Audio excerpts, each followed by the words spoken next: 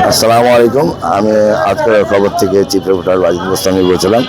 আজকে যে বিষয় নিয়ে এসেছি দর্শকবৃন্দ, আপনারা জানেন আজকে পয়লা বৈশাখের কারণে বহুজন ছুটিতে এসছে। রাজশাহী শহরের প্রাণকেন্দ্র পদ্মা নদীর ধার এটাকে বলছে এবং দরগাপাড়াও সংলগ্নে।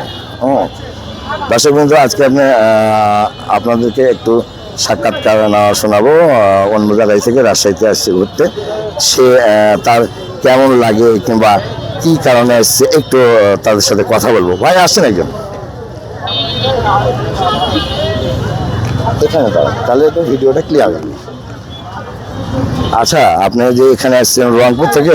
জি, রংপুর থেকে। আমরা মূলত সবাই স্টুডেন্ট, আর আমরা প্রতি বছরেই আমরা আমাদের ম্যাচ থেকে বিভিন্ন জায়গায় আর কি যেয়ে থাকি, যেমন আমাদের মানে শিক্ষা সফরে যেটা বলতে। এবছরও সেই অনুকূলে আমরা প্রথমে আমরা রংপুর থেকে প্রায় রাত 3টায় রওনা দিছি। প্রথমে আমরা গেছিলাম আপনার হলো সাফিনা পার্ক রাজশাহীতে। ওখানে ঘোরাফেরা করার পর আমরা সবাই বললো যে এই জায়গায় একটা সুন্দর প্লেস আছে পদ্মা নদীর পাড়ে। তো এটা শোনার পর আমরা এদিকে বাসটা করলাম, যে একটু আমাদের হাতে একটু পর্যাপ্ত পরিমাণ টাইম ছিল, তার জন্য আমরা এদিকে আসলাম। এসে দেখলাম ভালোই লাগলো, অবশ্য ঘোরাফেরা করলাম সবাই একসাথে, ছোটো ভাই বড় ভাই সবাই একসাথে। আমি একটা অনুরোধ করবো, আপনারা আঞ্চলিক ভাষা দিয়ে না বললে ওনারা দর্শকবৃন্দরা আসলে বুঝবে না।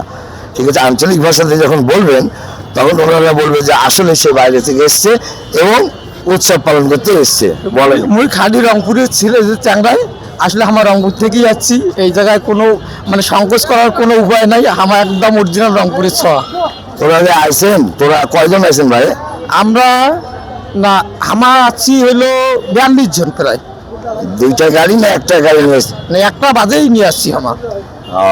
এখানে পুরুষ মহিলা সম্ভবত একাই না পুরুষই শুধু?